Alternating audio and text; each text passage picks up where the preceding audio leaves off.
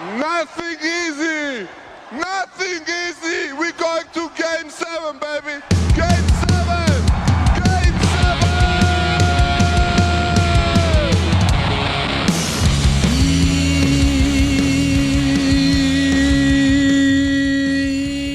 7. Game 7, baby. Nothing easy. How are you going? This is NBA Straya. It's Friday, June 20, aka your old mate Jim's birthday. Happy birthday to me. Very exciting, I guess, you know, as it is. Got woken up by the squids this morning. Some awesome presents. But mostly, the best present I got was a Game 7 coming on Monday as the Pacers win Game 6. I'm your host, James Clements. This is NBA Straya here in Larry Armour Studios. We have our first Game 7 since my birthday 9 years ago, which was awesome. So we're going to cover that in today's show, obviously. That's what we do here. I'll do a little bit of Lakers sale follow-up. There's a little couple of bits and bobs I want to hit on again. A couple of little draft things, because that is coming up very, very quickly. Mostly, though, we're going to set you up for Game 7 because we won't do a show before Game 7 because it's Monday, and I've got a big weekend of sinking tins and hanging out. So, with all due respect, I don't know if I'm going to be able to drag myself out of the gutter on Sunday to do a show. So, without further ado, we're going to wrap this one up with the That's on a Knife, Oh Mate, No Mate, Spud of the Night, Better Than Lonzo Ball. We've got some great listener yeah-nahs. We've got the Unpopular Opinion of the Day, Outback Takehouse. There is a Luke Longley Memorial Role Player of the Week, and then we will preview Game 7, baby! Nothing easy! So, episode 1292 of NBA Straya. Let's go! The worst of days! This is Josh Giddey. G'day, this is Andrew Gay. This is Jack White. This is Joe Ingles. This is Darcy Daniels. This is Chris Anstey. This is Matthew Delvedova. This is Shane Hill. You're listening to NBA Australia. And you're listening to NBA Australia. And you're listening to NBA Straya. You're listening to NBA Australia. And you're listening to NBA Straya. You're listening to NBA Australia. And you're listening and watching NBA Straya. This is NBA Australia. Let's do it. Watch out for the shark attack. Oh, you better watch out for the results watching attack if you're OKC. Oh, geez. Kind of felt a bit like that, didn't it? Hey, let's start today's show the way we start every show here at NBA Show with a daily. Oh, is it a whip around, is it, Jim? Yes. I don't know. There's nothing really to whinge about today. What a great present that was. A Game 6 that I picked the Pacers in. We had the under as well. Hopefully you followed all the vibes over at Dabble, hit a couple of other things as well. So make sure you're doing that if you haven't already. We'll have an absolute raft of things for Game 7, which will be the final game of the NBA season, obviously. I cannot wait. But before we do all this, wrap up and stuff, obviously the big things from today, Halliburton was good to go-ish. Played okay, played fine, hit some shots, actually hit a shot on the left-hand side of the floor, which is interesting. You had Shams before the game going, doctors told Tyrese that his calf strain's a multi-week injury. It's the NBA Finals. He can walk, so he's playing. Shams, that is a dude with absolutely fucking zero aura. Woj at least leaned into the fact that he was just a fucking, giant, weird nerd. Shams thinks he's cool, and he's so fucking uncool. So the same with Schefter. It's just, at least Schefter, though, realizes he's a bit of a dork. Whatever. Anyway, so Halliburton is it's very much in the LeBron territory. It's I was basically probably with a broken leg, a broken wrist, broken face, but I gritted through it. Doctors told me I wouldn't be able to play for months, but I played through it. But LeBron, you lost in the first round. He's like, no, yeah, it's what happens. But anyway, the Halliburton thing was pretty fucking real, right? A calf strain is pretty tough at the best of times. They even did, and this is what I said on yesterday's show, right? They did bring up the fact before, in the broadcast, that they'd spoken to him about the Kevin Durant situation back in 2019 when he had the calf strain and then tore his fucking Achilles, which is terrifying. Why are you talking to him about that? That's fucking chaos. Talk about fucking touch wood. Anyway, speaking of which, my legs are fucked from doing the physio yesterday. Jesus Christ. Working around all those other muscles in order to strengthen up the Achilles and shit. Fuck me dead. At the same time, though, I am an old man now, and if I blow my Achilles, it's fucking OVER. So I'm doing everything I can to ensure that I don't do that. After last weekend as well, so the Community Cup, I was kicking the footy around with the older squid, having a great fucking time on Vic Park, and then it's just, you have those moments where kicking the footy's not too bad, but it's the going to get the ball as the 6-year-old has kicked it towards me and it's fucking gone over here, and you sort of just launch off that left foot a little bit and you're like, I've got to take this easy. But we're fucking kicking the footy for like, I don't know, 45 minutes at a time and all this sort of shit. So yeah, I've had a rough fucking week with the Achilles, but we're getting there. Anyway, Halliburton was good to go. Played pretty well as well. But it was an interesting balance, and I'll talk about that when we do the game wrap. Other news. Ime Udoka. The Knicks' master plan here, when they were going on their coaching search, might have actually been some weird fucking awesome genius by Leon Rose and co. just to engender some great feelings amongst the coaches of the NBA. Because all the Knicks' interest has done is gotten dudes paid by their existing teams. What do you mean, Jim? Well, Ime Udoka just got an extension, basically a long-term contract extension that has gone into 8 figures, so over $10 million a year. Basically, after the Knicks came and knocked and went, hey, can we have Ime Udoka? Can we have a chat with him? And Houston are like, no, he's our coach. And Ime Udoka's like, you better pay me more then if I don't fucking start kicking up a stink and rooting your wives. Everyone's like, shit, that's Ime Udoka. He'll fucking do it. So anyway, Billy Donovan from the Bulls, he got an extension. He got paid as well. This is what the Knicks are just doing. It's kind of genius.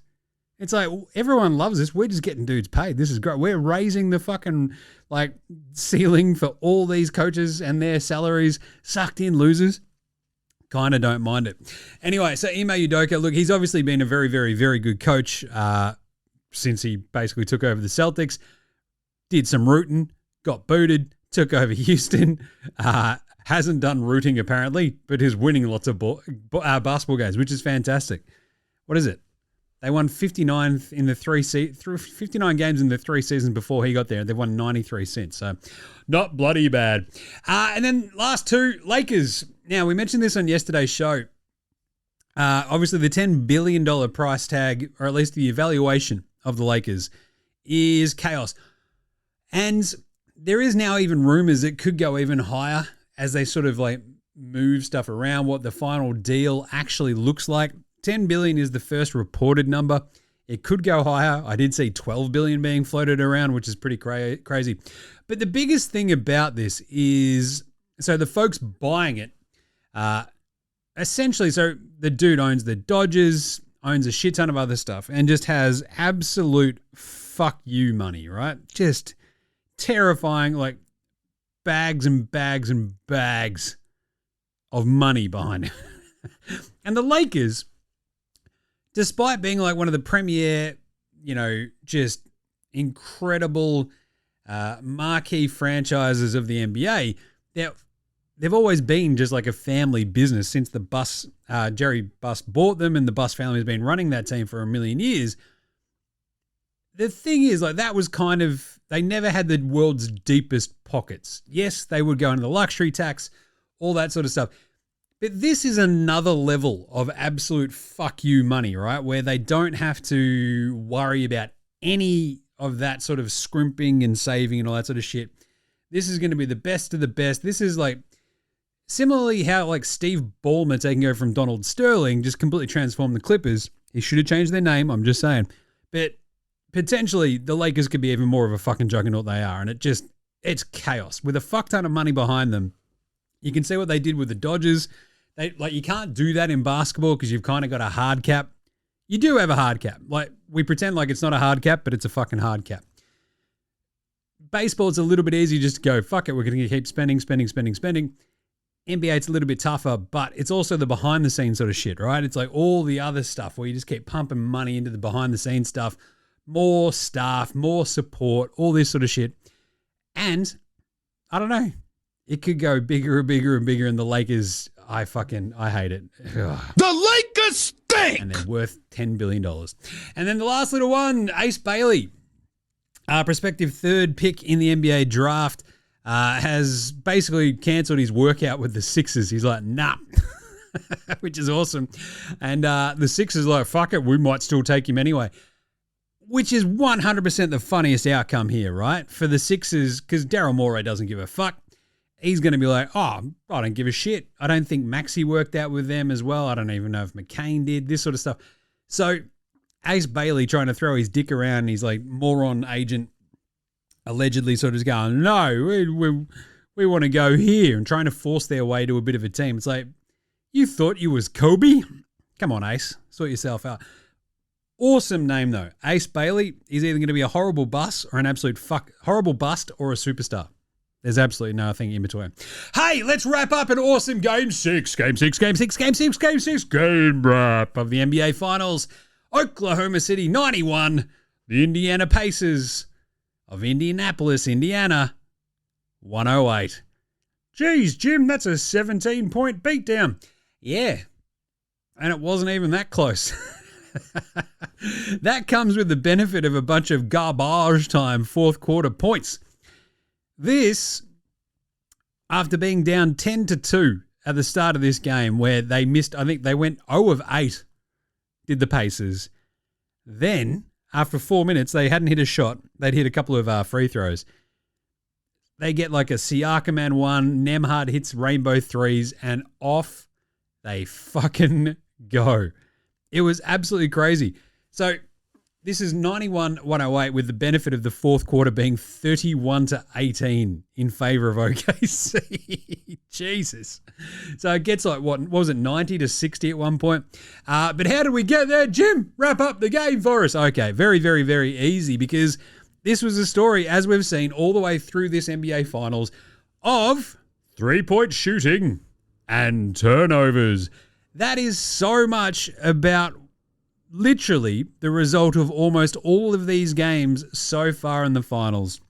It's come down to turnovers and three-point shooting. You think about game one, how Indy come flying back and win that game again and stun OKC. You think about game three, where Indy just absolutely light them up, put them to the sword. Awesome. OKC in game four, the massive comeback, the defense, the turnovers, fuck up Indy, boom. Game 5, got a similar kind of vibe. And then this one, it was the turnovers for OKC and the lack of threes that really, really sank them. They had 3 turnovers really, really quickly. Nembhard was scoring in the paint. He had 8 points like really quickly. Toppin hit a 3 early as well.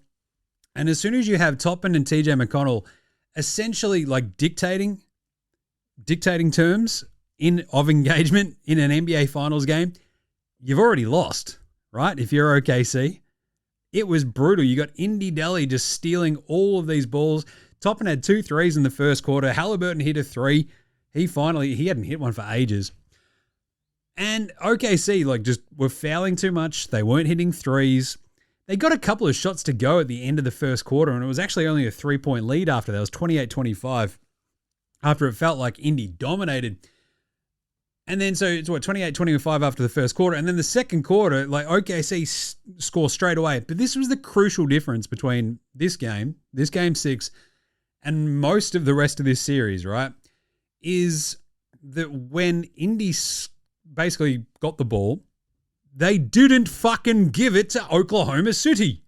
They weren't turning the ball over. They only had 2 turnovers for the vast majority of like the most important part of this game, which was the first half, and especially that second quarter where they outscored them 36-17, right?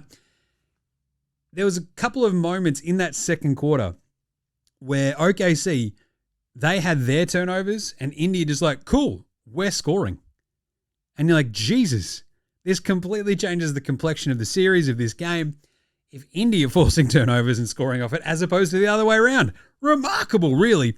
But you had TJ and Nembhard causing all sorts of fucking havoc in this game, especially when SJ and J-Dub were really threatening at the start of the second quarter. It was the role players of Indy that sort of stepped up, and there was this massive moment, right? Chet misses an alley-oop. Naismith goes back, hits a 3 with 5 minutes left in the second quarter. And it was the biggest lead of the entire series for the Pacers. 45-33. And then he cans another three, and then he gets an and one. Halliburton hits his third three. Nembhard's causing all sorts of havoc, and you turn around and it's 56-30-9. Like 6 players on Indy had more than 7 points.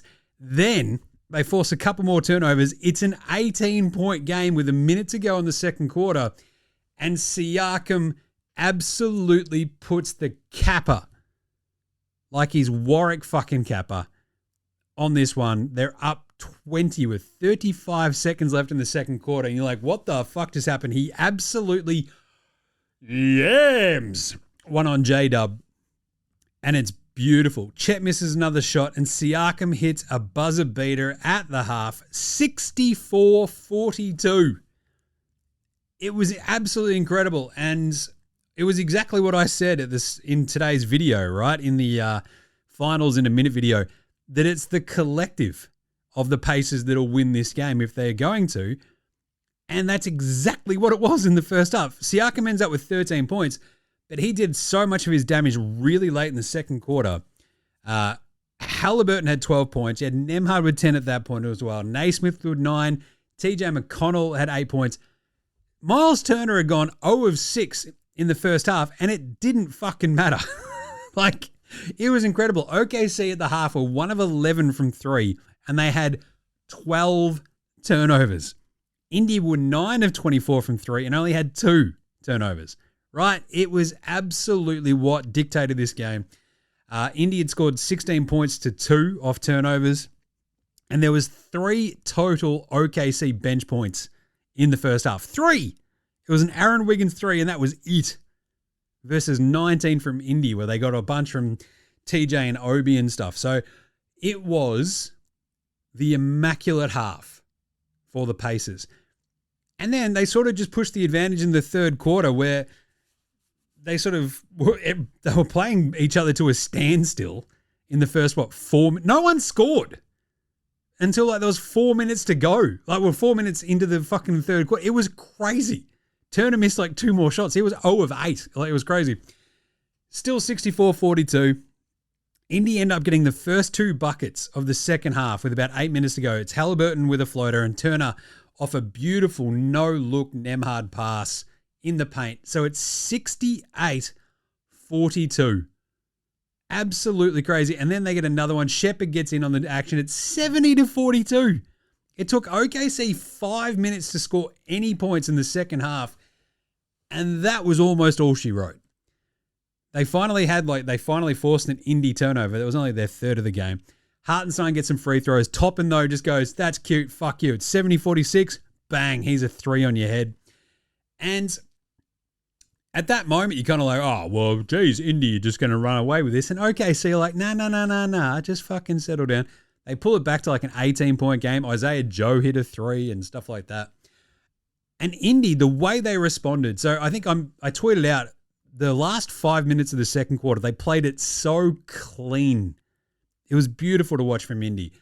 The same thing kind of happened in the third quarter, where they had this 9-0 response and just took control of the game again. You're like, Jesus Christ.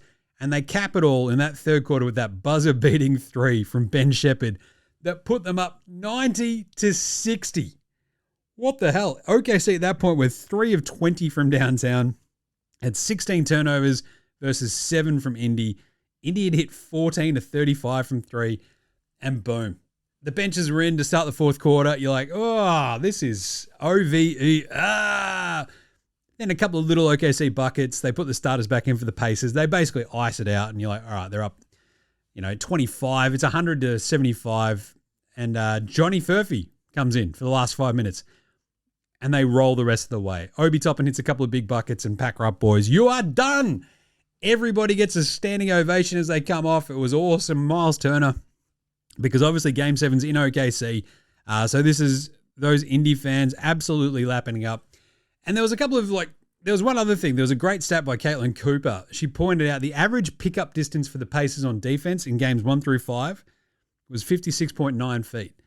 The average pickup distance for the Pacers on D in game 6 was only 41.4 feet. So they were just like, aha, check this out. Just absolutely hounded OKC into all these turnovers. Be fascinated to see what actually happens next time round, but wow, they fucked them up. They really did. 21 turnovers for OKC. 21! The starters made 1-3 for the Thunder. A single 3 for the starters, and it was Dort. Like, 1 of 13 combined for your starters from downtown. Just, you're not going to win a finals game that way, right? 8 of 30 from downtown overall, and a couple of those were late. Isaiah Joe ones, whatever. They shoot 42% from the floor. They get 41 rebounds, but again, this is the crucial thing. Indy's defense was that good. OKC ended up with only 14 assists. You might remember back in game 4, right, where Indy sort of get it all back on track. No, game 3 maybe. Yeah, it was game 3, right, where they fucked them up. 116-107. Yeah, game 4, obviously Indy win. Game 5, Indy win. OKC win 4 and 5. So the way Indy did that was like just the defense clicks into gear, force all these turnovers, pull the assist numbers down, and you can run away with it. It's exactly what happened again. Will it happen again in Game 7? Probably not at home, but here we are. 14 assists. SJ ends up with 21, 4 and 2. Jeez, Jim, it's not that bad. Yeah, he had 8 turnovers. Yeesh. 7 of 15 from the floor, 0 of 1 from downtown. Some pretty shitty fouls called in his favor early on too. 7 of 8 from the free throw line, but didn't do much in the second half.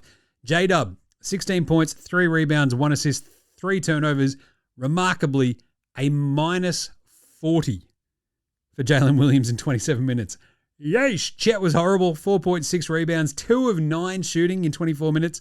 Dort, 1 of 5 all from downtown. Hartenstein, hello. Gave him a little bit of something there, but too little, too late. 10 and 4. Caruso, he was my pick for like them popping off. If they were going to win, Caruso would lead the way. They got their heads kicked in, and he did not lead the way. 22 minutes, 0 points, a minus 33. Putting on a Caruso, 0 of 2 from the floor. Case and Wallace, very little. What did he end up with? 2 points in 14 minutes. You had Aaron Wiggins with that 1 made 3. He went 1 of 4 from the floor. 5 points total because he hit a couple of free throws. Isaiah Joe hit 2 threes. He ends up with 11 points. A lot of garbage time for him. And that was kind of it, right? You get Jalen Williams in there late. The other J-Will. I hate how they can't call him the other Jalen Williams, Jalen Williams, J-Will. Because it's, but that's the nickname of the other Jalen Williams. It's like, I feel like we can figure this out. Really? J-Dub. It's like, oh, fuck me. Anyway, an absolute horror show for the Thunder. Whereas the Pacers, only 10 turnovers for them. That's beautiful. 41% from the floor. They win the rebounding battle. They hit 15 of 42 from downtown. They had 16 steals. That's so many. They caused all sorts of havoc. It's exactly what OKC did to them, right? Time after time in this series. Halliburton ends up with 14 points, 5 assists, 3 of 7 from downtown, 5 of 12 shooting, and 2 steals. He looked like dog shit early on. Don't get it twisted. Horrible. And then they all sort of just got into a bit of a collective groove, and he looked a lot better. And as soon as he hit a couple of shots, feeling very, very good about that. The threes were very important. Siakam, great game. 16 points, 13 rebounds, 3 assists and a block. Really just sort of did the Siakam thing of like filling in the gaps, causing all sorts of havoc. Great defense. The rebounding was fantastic. He, I thought, was terrific. Turner, only 3 points, 4 rebounds, 1 of 9 from the floor, 0 of 3 from downtown. You're breaking my heart here, Miles. Naismith, 10 points, 2 rebounds, 3 assists. He went 2 of 6 from deep. As I mentioned, those threes that he hit in the second quarter were massive. Massive. Nemhard was incredible too. 17 points, 4 assists, 3 steals, 5 of 7 shooting, 3 of 5 from deep. And then the bench. Ain't no stopping. Obi Toppin. Those threes huge for him. He goes 4 of 7 from downtown, 20 and 6 for Toppin. Mathurin. Oh boy. He had a rough one. 1 of 6 from the floor, 0 of 5 from downtown. 2 points, 4 rebounds, an assist, and 2 steals. A minus 14 for Benny Mathurin in a game that they won by 17 points. He was so bad. TJ McConnell has 12 points, 9 rebounds, 6 assists, and 4 steals. He was absolutely fucking amazing. Shepard played 20 minutes. He hit a big 3, obviously, at the end of that third quarter. 3 of 7 shooting overall, 7 points, 5 rebounds, and 2 steals. And our man, Johnny FURPHY, got in there for 6 minutes at the end. Love that. Outside of that, Tony Bradley, not horrible. 3-2. Picked up a tech foul. Tried to start a fight. Enjoyed that a bit. Yeah. Thomas Bryant hit a 3. Got a raucous applause. But wow. What a win for the Indiana Pacers. The series is tied 3-3. And we have our first NBA Finals Game 7, baby! Nothing easy since 2016. Which is this exact day, actually. Great moment in NBA Australia stat history. So it would have been just before NBA Australia started, getting shit-faced watching the on my birthday in Brooklyn, watching this awesome bar with a couple of mates of mine on the big screen. Everybody losing their fucking mind during that Game 7 because it was awesome. Just watching as that, what was it? Artichoke dip in the middle of the table just went completely untouched. Everyone's like, yeah, nah, I'm good. Hot as fuck. I'll tell you what, I'd very much miss having a summer birthday when we lived in the States. It was fucking awesome. But beautiful day today, so not going to look a gift horse in the mouth. A couple of other little stats. OKC only had 8 stocks. Brutal, right? Indy had 21, so that's blocks and steals. Obviously, 15 of 42 from downtown for Indy versus 8 of 30. OKC had 11 fast break points. Indy had 22. 19 points from turnovers for the Pacers versus 13. Literally, each of these games essentially has come down to like controlling the pace, controlling the tenor of the game, and not turning the fucking ball over, right? And if you do that in Game 7, you probably win the game. And it's and we'll get to the Game 7 preview in a little bit, but geez, it's such a fucking chaos read, isn't it? Because every time you think you've got this series sorted, it throws a fucking curveball. All right, listen to NBA Australia Pro Performance of the Night, which is a pretty interesting one today. That's not a knife. That's a knife. That's a knife. I want to give this to Nemhard and TJ McConnell. Why is that, Jim? Well, like Halliburton gritting through the injury was pretty good. He was a bit of a liability early, sort of like played his way into the game, which is very, very good. And Siakam was really just there, do everything Swiss Army knife, which is his perfect role.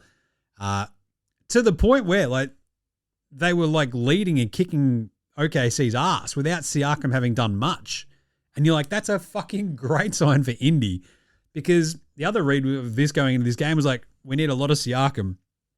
And that tends to not go as well, you feel? So the fact that Nemhard came in and was absolutely fucking on one early, hit 2 threes early.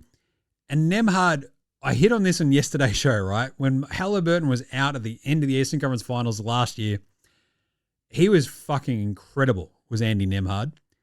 And he was really fucking good tonight, even with Halliburton there. And the same thing goes for TJ McConnell. And this is the balance that I sort of talked about, I alluded to earlier.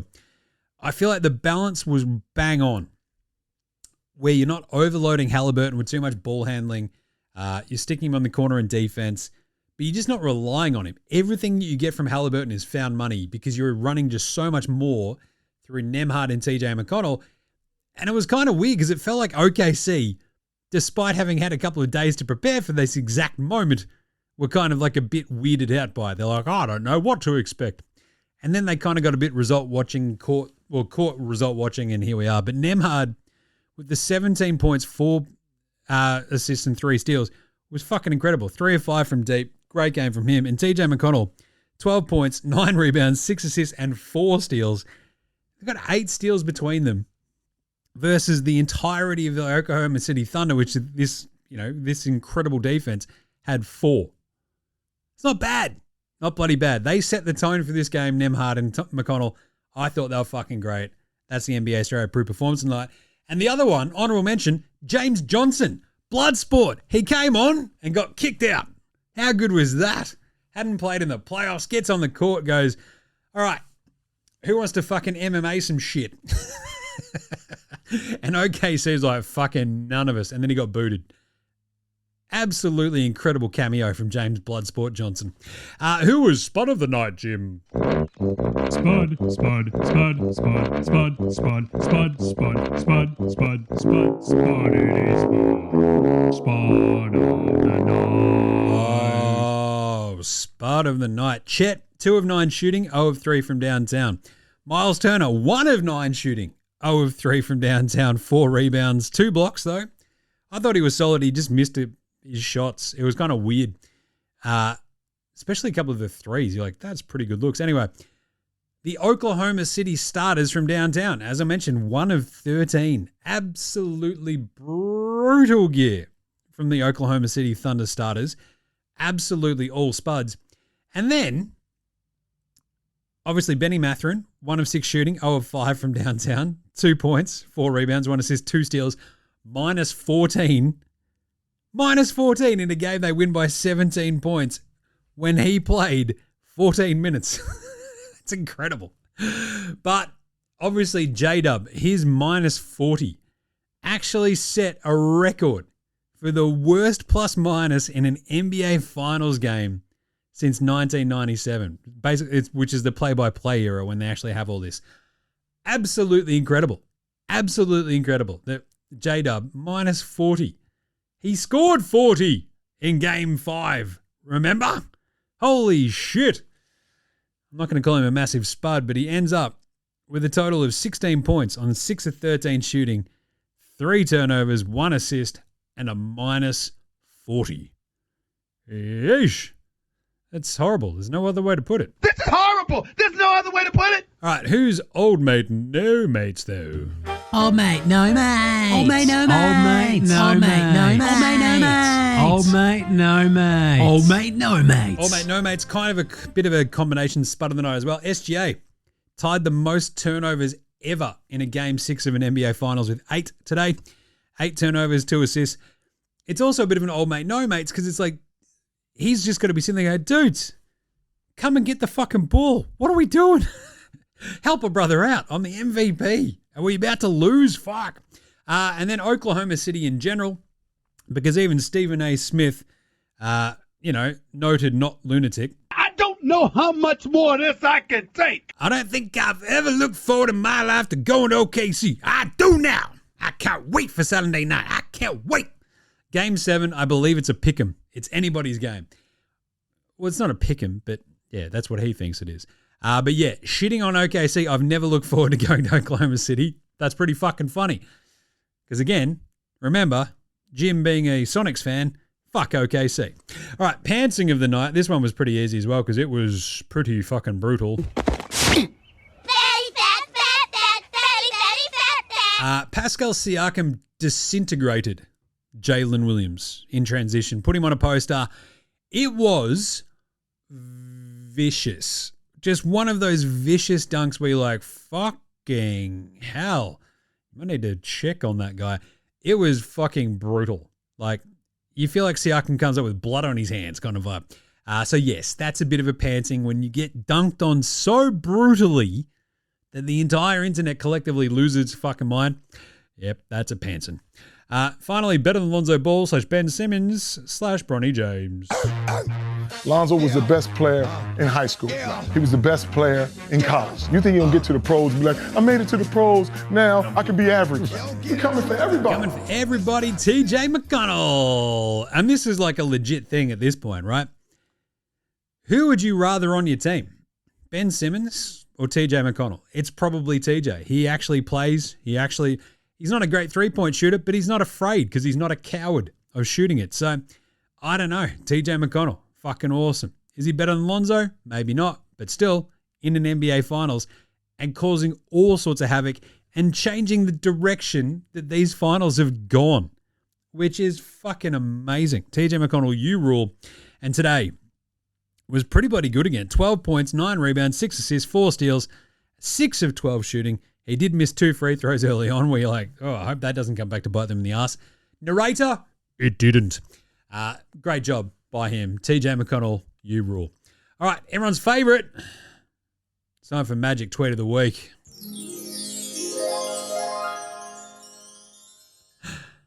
Job well done for my sister, Jenny Buss, for striking an incredible deal and picking the right person to carry on the Lakers' legacy and tradition of winning. Mark Walter, my business partner and friend. Mark Walter is the best choice and will be the best caretaker of the Laker brand. The proof is in the pudding on what he's been able to accomplish with the LA Dodgers. Mark has been nothing short of a winner, notching 2 World Series and 11 NL West Division titles in the last 12 years. Thanks, Magic. His favourite, though, is he loves this one.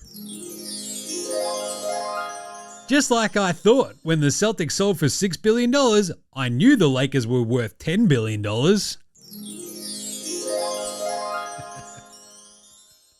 Thanks, Magic. That's so good. I love that he's just shitting on the Celtics in there from the fucking clouds. That's great. Anyway, that's some good stuff. How about finally a bit of Dickhead of the Week? Dickhead of the Week. Well, this one was pretty easy as well. This is ridiculous. Oh, Lord. Oh, Lord. When Stephen A. Smith was like, I'm glad Tyrese Halliburton is hurt. As soon as he said those words, you're like, oh, you're a fucking dickhead.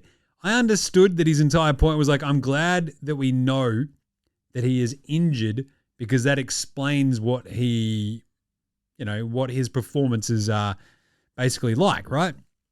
It gives us an excuse.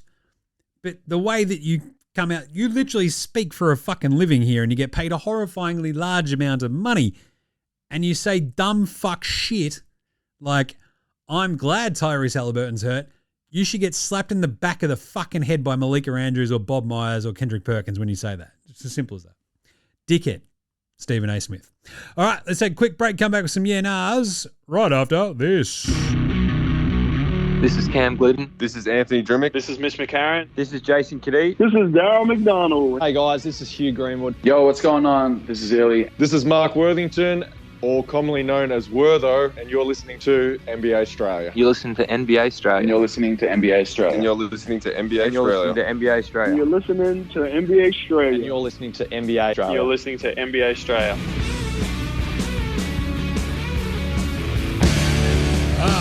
All right, let's do some yeah-nahas brought to you by you. That's right. You can shout us a beer, shout us a coffee. Just smash the link in our bio, follow the thing, prompts, and away you go. You can also sign up to the membership tier where you just basically pitch in, shout us a beer every month, and you get a extra unique standalone podcast each month. I'm taping the first one next week, so just saying, better jump on board, get on board, and away we go. So check it out, shout us a beer, shout us a coffee. Thanks to all the legends who have actually signed up in the last week or two. It's been fucking awesome. I appreciate it heaps. You guys are all legends, and appreciate all the messages that have come through as well. They're very, very, very much appreciated. So go check it out. Shout us a beer. Shout us a coffee. The link is in our bio across all the socials. Right. Yeah, Nas. Ace Bailey. Is he just trying to fuck over the Sixers? Yeah, nah. Because apparently he's trying to fuck over all the other teams that might think about drafting him, except for the one that he wants to go to. So apparently he is the only US-based prospect to not visit any teams. So he's declined all the invitations basically from 3 through 8. And to the point where people are talking about his dumbass, allegedly, agent, who was apparently asking to get paid to do on-camera interviews in the last year. Seems like he might be a bit of a dummy. And people are just like, oh, yeah. So he, as a dumb agent who was causing all sorts of havoc, being a bit of a dick, and everybody's like, oh, fuck this guy. And the way that they've sort of handled it is really fucking stupid. So he's basically not just doing this to fuck over the Sixers. It very clearly seems like he wants to go somewhere specific. And I don't know if that's New Orleans or Charlotte, Washington. Good luck with that. Brooklyn. I don't know. It's fucking weird because you're just costing yourself money, which just seems really fucking stupid. So he might just be a dummy, and so might his agent be. Awesome name, though. Right. Some other ones from today. Dan D. Love this one. He's also sent in the Outback Takehouse. Dan D. Yeah, nah, the fix is in. Only way Adam Silver allowed Pacers OKC finals was if it went to Game 7. Yeah, nah. You better believe it. Oh my God, I'm so excited by the first Game 7 in 10 years, basically. Oh yes, that's right, Jimmy. Matty O had the exact same, or very, very similar, right? Matty O wrote in, Adam Silver having the best week of his life. Lakers sail, Game 7 of the finals, draft next week. Yeah, nah. Oh yeah, Jimmy, you know it. Adam Silver is like, I've just cashed so many checks when it comes to getting my owners paid with the expansion fees by selling the Lakers for $12 billion. Yeah. So $10 billion being your Lakers like starting point, as I said on yesterday's show, right? It just means that he gets to charge through the absolute fucking nose for the 2 expansion teams. So he should, but just hurry up and give him a fucking Sonics. Because watching OKC in these finals has fucking sucked. Because in the back of my head, there's always this little voice like going, just imagine if they were the Sonics, Jim. And I'm like, yes, they would be my most beloved team of all time since Gary Payton and Sean Kemp in their fucking pomp. Jesus. So yeah, it burns. It sucks. So let's go Pacers. But anyway, Adam Silver's having a great week. Because, yeah, the Lakers setting a record worldwide for the sale of a fucking franchise is crazy. And Adam Silver's like, excellent. Game 7 of the finals, he's 100% sorted this out. He's like, look, if I'm going to have 2 small market teams in the finals, we're going 7 games. We're going to get everyone's attention. We'll drum up some interest. It'll be fucking awesome. And then he's got the draft next week. It's all lined up. Because if there was any gap, I reckon, if OKC had have won today and you've basically got a full week until the draft, a bunch of interest sort of drops off before the draft next week, next Thursday, and then free agency, like, you know, what, a couple of days after that, and you're like, Jesus, now you get all the hype. 2 days of build up to a Game 7 on Sunday night their time, Monday morning our time, and boom, you ride straight from a Game 7 into the final, into the draft a couple of days later, into free agency, into the summer, laughing. Adam Silver having a great week. Jez Oz, look at this. Playing all the hits. Love this. Hey, buddy, how special do you feel getting an NBA Finals Game 7 for your birthday? Happy birthday, Chief. Yeah, nah, I said it on this morning's video. That's all I wanted for my birthday, and I'm fucking stoked. Anyway, hey, if ever there was a time for someone to announce themselves as a bona fide superstar, I'm looking at you, Tyrese. Game 7 is it. Yeah, nah. If Tyrese Halliburton was healthy, I would 100% back this and say yeah. But I still feel like with him hobbled and on one leg, could he I don't think he's got it in him to drop like a 30 and 15 and 0 turnovers against this OKC defense on the road. So it would be, it's not quite Willis Reed shit, but it's like the next level down if he came out and had an all-time fucking game and led them to a win. Like, that is superstar territory where it's like it vaults you a level in public perception. So it's a yeah. I just don't know if he can actually do it with he's only got the one leg. And the way they probably would win is if they play like they played today, where he's like making all the right basketball players, doing all the sort of team things, and away we go. Yeah. It's an interesting one. If he could do it, it would be an all-time superstar moment. I will agree with that one, Jez. Second one for you. SGA wins the finals MVP even if they lose. Unless it's by 40 and or he has a shocker. Yeah, nah. I think SGA's been really, really, really, really good in these finals. But you sort of go back to the 2015 finals when I think that's probably the last time you had a chance to go, dude on the losing team should have won the finals MVP. That was LeBron.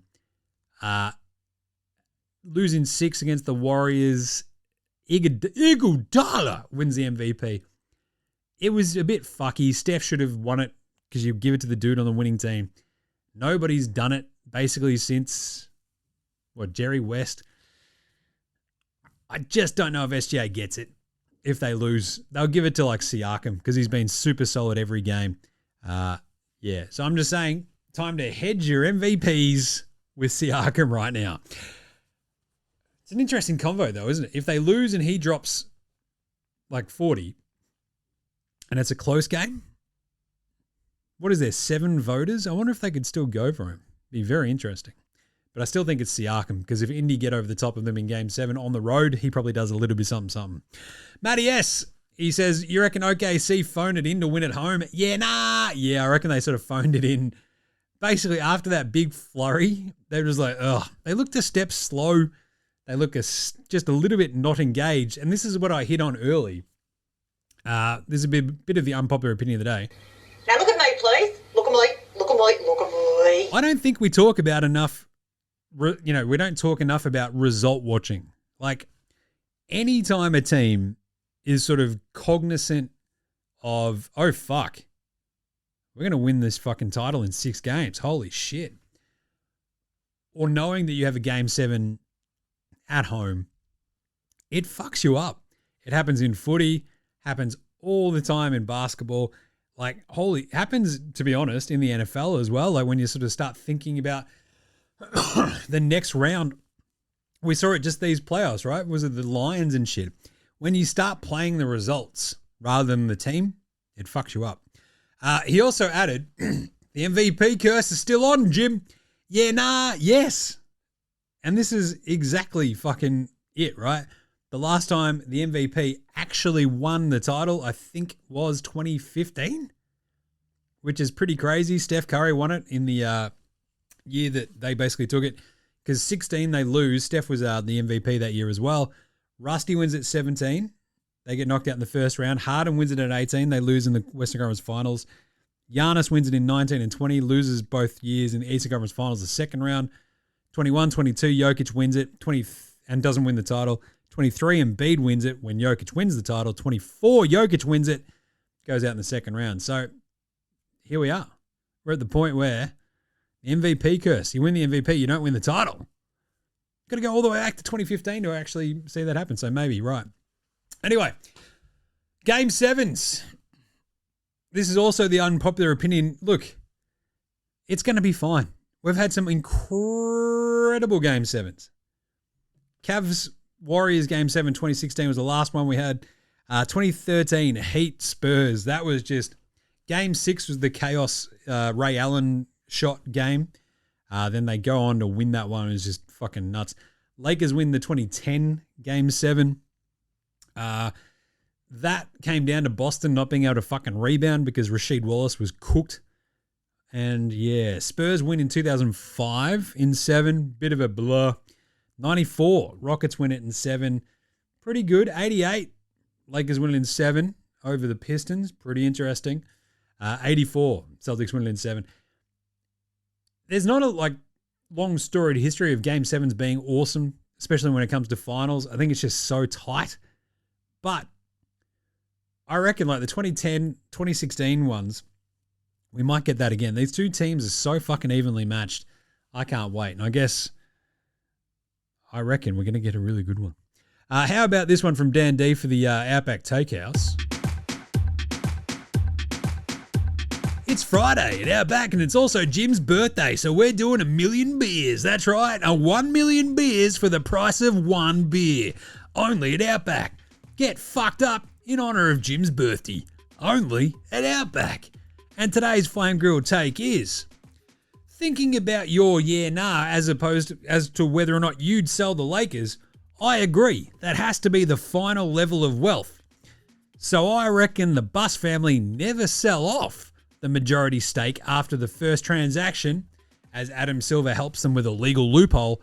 So Buss stays in control, gets paid, and the world knows the value of the Lakers. Then Adam Silver also has even more ammo to up the price of his expansion teams. Only at Outback. Holy shit. I'll tell you what, I actually love this, because anything that's like a conspiracy about Adam Silver going, oh no, we're not actually going to sell the Lakers, but they're valued at $10 billion, which means you have to give me and all of our owners $6 billion to put a team in Vegas and Seattle. I 100% agree. I love the idea of the Lakers somehow going, well, give us a big chunk of coin up front, and then they renege on the rest of the sale and go full A-Rod, Mark Laurie versus Glenn Taylor there in Minnesota. It'd be fucking funny as, because then the Lakers get a cash injection, the Buses make a fuck ton of money, they look awesome because they're in charge of a $10 billion franchise, and they retain control. Just saying. Up here for thinking, down there for dancing. Right, Australian player watch very quickly. Johnny FURPHY got out there today. Love to see that. He got 6 minutes, I think, in the end. He had one turnover, didn't take a shot. That's okay. It's just good to see his luscious hair out there, wasn't it? And it was a bit of a shame to see that the Pacers didn't try my Outback Takehouse from the other day, where it's like, put Caitlin Clark in a Johnny FURPHY wig and just throw her out there and just see what happens. But anyway, bit of a shame. Good job by Furfs.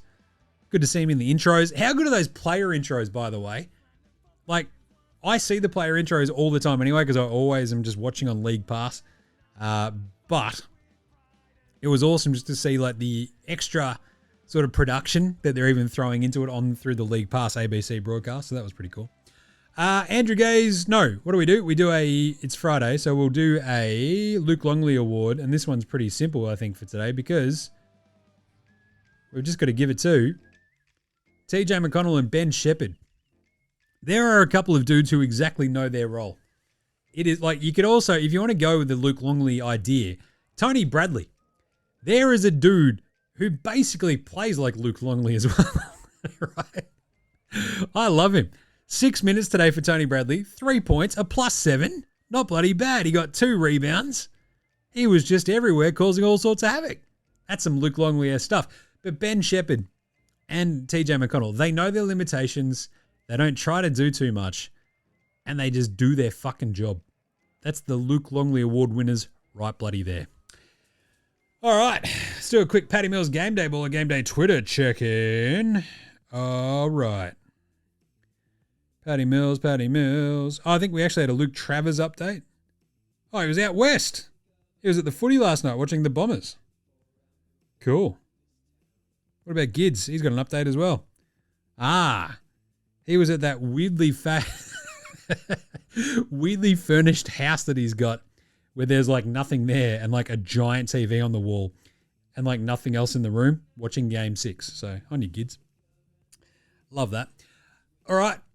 Let's preview a Game 7, because we won't do a show on Sunday because your mate Jim will be cooked after going out tonight, tomorrow.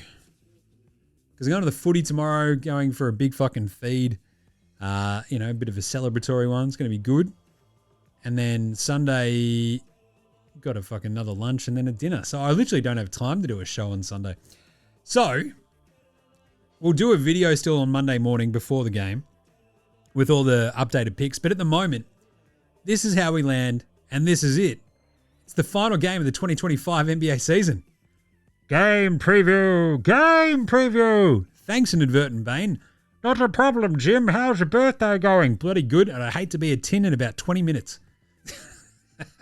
I'm getting thirsty, he says. It's my birthday. I can drink when I want to. Anyway, remember you can follow all the vibes over at Dabble. Use the code NBA Straya. Sign up using the link in our show description or the link in our bio. It's all there. Thanks to all the legends who have actually followed along. You all rock. This is your last chance for this season before we start going back to NFL in September, etc. But NBA Straya, follow along, copy all the stuff. We'll have a million looks in there for Game 7 because it's going to be the last chance. We're just going to unload the clip. It's going to be unreal. Remember, gamble responsibly. Right, but anyway, tell them NBA Australia sent you. Use the code NBA Australia. Sign up using the link in our bio or the link in our show description. Appreciate you. Game 7, 10 a.m. on Monday. Oh, geez. How are we feeling? The Pacers are 8.5-point underdogs, which makes sense. And without beating around the bush too much, I'm going the Pacers. Why is that, Jim? Well, because I've picked the Pacers in every game this series, except for Game 2, where it was like wildly obvious that OKC would kick the fuck out of them at home after losing Game 1. And each of those picks ought to have been bang on. Games 4 and 5 were only fucked up in terms of the Pacers covering by one Benedict fucking Mathurin, who fucked Game 4 with his stupid away from the ball before the ball had been inbounded fouls, gives them free throws and the ball back. Therefore, the Pacers don't cover. And then at the very end of Game fucking 5, just as he's about to cover and get a cheap layup at the very end of that game that would have given us the cover He turns the ball over instead and they dribble out the clock. And you're like, are you fucking serious? So the Pacers literally ought to be 5-1 so far. And as I said in this morning's video, I just don't underestimate the Pacers ever anymore. I can't. They will fight. They will fight. They will fight some more.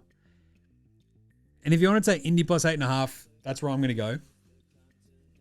You can do the other thing as well. If you think Game 7s, when we talk about Game 7s as well, some of them, we've even seen them in these playoffs, right? The Game 7s, you think about Denver OKC, where it just turns into an absolute fucking bloodbath.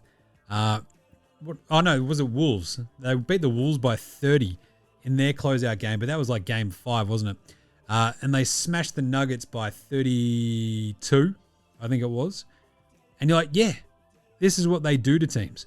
So we've seen a Game 7 when they've won by 32. I just think the finals will be a lot tighter. I think it'll be a lot harder to really just run rings around Indy. But it does feel like this could be the example of Indy already having played their Game 7, right? This happens a lot in footy, in NFL. They've already played their Super Bowl. They've already played their grand final. Was Game 6 them emptying the clip? Maybe their role players all stepped up. It was the collective group that stepped up. They didn't turn the ball over. They hit their threes. Will OKC turn the ball over 21 times at home and only hit 1 3 for all of their starters? Probably not. So I think OKC probably win this one. But I'm taking Indy plus 8.5 because as you've seen this entire series, anytime you count them out, they just fucking come back, bounce back, kick some ass, take some names, play really fucking hard. And I think that's what we're going to get. So I think the over-under is now down to 214.5 as well. So the under hit today. I think we're now 2-4 in terms of the overs and the unders. I'd probably go the under again because Game 7s are just usually really fucking hard and just brutal. The Denver OKC one though, 125.93. If you think OKC can run this one out and smash them, I'd probably still go the over though. Because they could put up like 130 and the Pacers just can't keep up because the defense of OKC is too good. But I think OKC's shot making has got its questions. Like if J-Dub has like a slightly off game, if Chet isn't that good, if SGA doesn't score 35, will Aaron Wiggins hit 4 threes? Will Isaiah Joe hit a couple? Will Kaysen Wallace hit a couple? Will Caruso put on a Caruso show? Maybe. So if you like OKC, I'd probably go the over as well. I like Indy plus 8.5 and probably the under because I think it turns into a fucking grind in much the same way that today's was, right? So with the player stuff for Monday's game, SGA, I think in a moment like this, he probably gets to around that 30-point mark because he just does that almost automatically. It's a bit of a tough one though. And J-Dub, he had 40 in Game 5, had a really tough one in his minus 40 Game 6. I'm probably going to steer clear of J-Dub, but I think his rebounds and assists will probably be fine. Chet is the one that I'm keeping an eye on. Chet and Caruso are the two that I'm like, ooh, hang on. Chet has been pretty fucking bad the last couple of games. It's like they can sort of throw quicker dudes on him. They can throw a bit of size on him when they need to with Miles Turner. He's struggled. He could absolutely have the game where it's like 15 and 10 and just be like, yep, g'day boys, I'm at home. I'm feeling pretty good. Gets them off to a flyer in the first quarter and doesn't look back. Caruso, he could come off the bench and have 20. It's a Game 7. It feels like a Caruso moment, doesn't it? I think this is a massive Caruso game. I think the basement for him is 10 points, 3-4 rebounds, couple of steals, couple of threes. Right there. Outside of that, the Wheel of Fortune of Death for the Oklahoma City Thunder role players. It's pretty hard to sort of judge who's going to step up at home. Wiggins probably 1 or 2 threes. He got a lot of run today. You think about Kaysen Wallace, who was awesome in Game 5. Barely heard from today. Maybe not so much. Dort, always a couple of threes, especially at home. I feel like that's a bit of a lock. So we'll see what goes on there. As for Indy, Siakam, he had the points, rebounds, assists hit again today. We gave you that one yesterday. He just got there with his final assist of the game too. 31.5. He got to 32. Jesus. I'll probably still go over as well because I think if OKC do win this, Siakam will just sort of be the one dude that they just really still struggle to cover. And he didn't need to do too much today. So I think he'll be fucking bang on for Game 7. He's been there, done that, won a title. Give us some more Siakam. So his points, rebounds, assists over, and probably his points over as well. Nemhard, 10-4-4. We love going the 10-4-4 for him.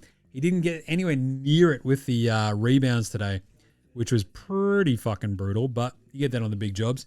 So maybe just the 10 points, 4 assists for Nemhard. He had 17 and 4 today, usually with a steal as well. We're feeling good. Naismith, a couple of threes. He didn't have the rebounds today. It was kind of weird. It felt like Siakam was just gobbling them all up. And Obi Toppin. So probably go back to Naismith, 2+ threes, 10 points, 4 rebounds. Probably about there. Toppin, 2+ threes again. Interesting on the road. I'm not sure if I really trust his threes away, but he's going to take them. And you know he's going to take them. So 2+ threes by itself. Why not? Miles Turner. How do we feel about Miles Turner? He's had a real fucking strange finals, right? He's had a pretty good defensive run, but scoring-wise, he's had like a couple of little blips and then just a lot of dog shit. So I'm probably going to steer clear of Miles Turner. And TJ McConnell finally, 10-4-4. It's the TJ special. Let's go, TJ. Indy Delhi, baby! You'll be in the club sinking Corona tins just after last time we had a Game 7. Otherwise, Benedict Mathurin. So he had another shit one today. We've talked about Benny Mathurin before where it's like, 1 or 2 games per series he's like been pretty bloody good. He's only had the one game this series. He was decent in Game 2. He had 14 points, but that sort of led into the 27-point explosion in Game 3. He had 2 really good games against the Knicks. He had 2 really good games against the Cavs. He had 2 solid games again against the Bucks. So he's already had the 2 double-digit scoring games in this series. Does he have another one in him? He's certainly getting a lot of looks. 1 of 6 today, 2 of 11 last game. Maybe. I just don't trust it, though. I'd much more rather trust me some TJ McConnell. So, either way. So, we'll have all of our final vibes, all the picks up on Double. So, on Monday, you go check all those out, copy them, follow along. Use the code NBA Straya. Sign up using the link in our bio or the link in our show description, and away we go. But for the minute, it's Indy plus 8.5 and the under. We will do a finals in a minute, the finals in a minute video on Monday morning with Jim probably feeling pretty bloody dusty. We might even do a Sunday tins with Jim if I'm feeling up to it. We'll see what happens. But either way, at the moment, we're going Indy plus 8.5. I think OKC probably still win it, but I think Indy cover. And there we go. That's it. Done for today. Done for the week. Done for Jim's birthday. Gonna go sing some tins, eat some food, hang out with the fam, and then have a fucking big weekend of birthday partying, I'll tell you. So, well, we'll have the Monday show after Game 7 to wrap it all up. We will do the videos beforehand, so we might do Sunday tins with Jim, but either way, there'll be a video that pops up, finals in a minute, before Game 7. And what do we say? Nothing easy! Game 7, the baby! Thank you, Zaza. So make sure you're following NBA Straya on Twitter, Facey, IG, TikTok, YouTube, all the good stuff. Send through your nahs and all that sort of stuff for the Game 7 recap show. Hit us up. Get involved in the show as well. You can also support the show by signing up to the membership level of buying us a coffee, shouting us a beer, or you can just shout us a beer. The link is in our bio as well. Same thing goes for Dabble. The link is in the bio and the show description. Jump on there. If that's your thing, use the code NBA Straya. Appreciate all the legends who have signed up to the buy us a coffee, shout us a beer, and all those who have actually shouted us a beer. We got a couple of birthday beers. Thanks for all the shouts there. Absolutely legendary. I should actually do the proper shout out because we got Dan D as an actual new member. Where was the other birthday one? It was pretty good. Trenty! Buy yourself a birthday beer on me, Jim. Appreciate it. We had a couple of other ones. You all rule. Thanks, heaps. Legends. Big thanks always go to From Oslo for the intro and outro song They Rule. So to House Hats, Joshua De Laurentiis, Fascinated, Goldmines, Ramshackle Army, Iowa, Section Green, and Dozers. They're behind all the tunes you hear throughout the show. Smash them all on Bandcamp, Apple Music, Spotify. If you listen to your tunes, do so. NBA Australia Sports, Australian bands. So should you. And that's it. We're going to we'll chuck a Cooking with Bainesy on the end of this one. And you'll see you in the video on Monday morning or Sunday night, depending on how we're going. This is NBA Australia saying, Game 7, baby! Happy birthday to me. Look after yourselves, would you? Have a great weekend. And let a hose on! Come on, faces!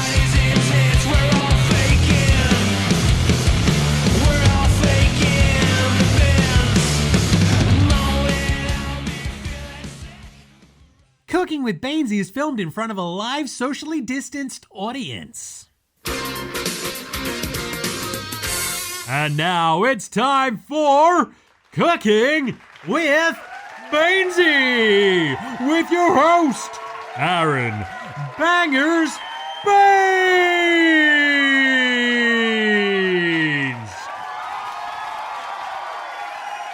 all right. G'day. It's good to see the smattering of yous here in this studio. This is amazing. It's nice to see you're all wearing your face mask and you're all socially distanced. Oh, that's beautiful, it is. But the best part is this is Cooking with Bainesy, and I'm your host, Aaron Bangers Baines. And look, in this here very special socially distanced episode, I'm going to get you to whip up an absolute treat. That's right, it's one of my all-time Aussie favourites. You can have it whenever. It's probably the best slab of meat you'll ever bloody eat. Because that's right, it's the secret Bangers Brisket Barbie Bonanza, straight out of Texas. You little ripper. Texas, Australia, I'll tell you what. That's right, I love me a big old slab of brisket cooked up on the barbie for about 8 years. Or in this case, about 8 hours. And it's easy as, mate. You might think it's a bit complicated, but there's nothing less complicated than just cooking some meat. And if you really do it properly and get all your sides bang on, it'll help you keep up this physique, you know what I'm talking about. All right, so let's get stuck in. It is bloody simple, mate. All you gotta do is go down to your butcher, ask him for his best bit of brisket. You might have to call ahead or even ask him, just walk past a few days beforehand, whatever. It's bloody worth it. Get the best brisket you can. Then you duck over to the soupy, get your gear for your spice mix. Now, this is Bangers spice mix. Brown sugar, paprika, onion, garlic, salt, some mustard, some cumin, and a bit of black pepper. And you're laughing. Get some gear for your sauce. You need some vinegar, some ketchup, or as I call it, tomato sauce, Worcestershire sauce, garlic, and some of those spices. Just toss them in. Go fucking mad. Now, get some sides. Load up with your sides at the soupy. Some green beans, some mac and cheese, a thing of coleslaw, plenty of potatoes to get more whipped than my mate Simo when he was with that Kardashian. There you go. Now, fire up your barbie. Get her up to a nice even 120. Look, you can use charcoal, you can use gas. It doesn't bloody matter. If you're using charcoal, throw in some tasty, wood chips in there for some smoky flavour if you want. I personally don't give a fuck, mate. You can just chuck it on the grill. Just gas, doesn't matter, mate. Just, now, mix your spices together. Mix them all up. There you go. Now rub them in all over your brisket. Now, some people like to cut the fat back. You can just leave it on. Doesn't matter. Just rub it all in nice and even like you're massaging my big mate Bogey's hammy after a big game. Oh, he gets you to do it and it's fucking gross. I'll tell you what. But anyway, let her sit there for a bit if you want after you've rubbed that all in. Nice looking, tasty, big slab of meat. Leave it, half an hour to an hour, whatever. She's right. Then bang her on. Just bang her on the barbie. Close the lid, bit of foil underneath it, and away you go. Let that bastard cook for 8 to 10 hours. Simple. I mean, in the meantime, just keep an eye on the temperature. Crack a slab. Check the internal temperature of the meat every so often. You want it around 75 degrees once she's cooked. Neck a bunch of tens. Watch some footy. Then with about an hour until she's good, get to work on your sides. Whip your potatoes. Cook your greens, your mac and cheese. Dump your coleslaw out. Put it all on some nice little plates so it all looks nice and neat. It'll look special as. Rip the brisket out. Sit there for an hour. Bang. Bob's your bloody uncle. Look at this. I'm just slicing it open. Look at that bloody brisket. That is bloody mouth-watering, that is. Mate, you can put it on sliders or you can just eat it raw dog. It doesn't matter. I'm going to slice this up, put it on a plate. Bob's your bloody Barbie-loving uncle. It is awesome. My friends, this is an absolute bloody ripper of a Bangers Brisket Barbie Bonanza. It is delicious and it'll dead set impress all your mates and all the Sheilas. Don't you worry about that. All right, so just getting stuck in. This is bloody delicious. Do it at home yourselves. You'll have heaps left over to take to work for lunch, whatever, mate. You will love it. Just look how bloody... Look, I've cooked enough for all of you, so you're going to love it. There you go. All right, tune in next week to NBA Straya for a new recipe, and we will see yous then on the next episode of Cooking with Bainsy.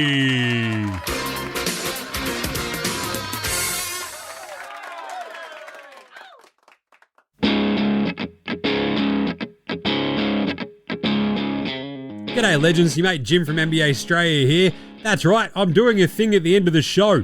In the business we call it a thing at the end of the show, I guess. I don't know.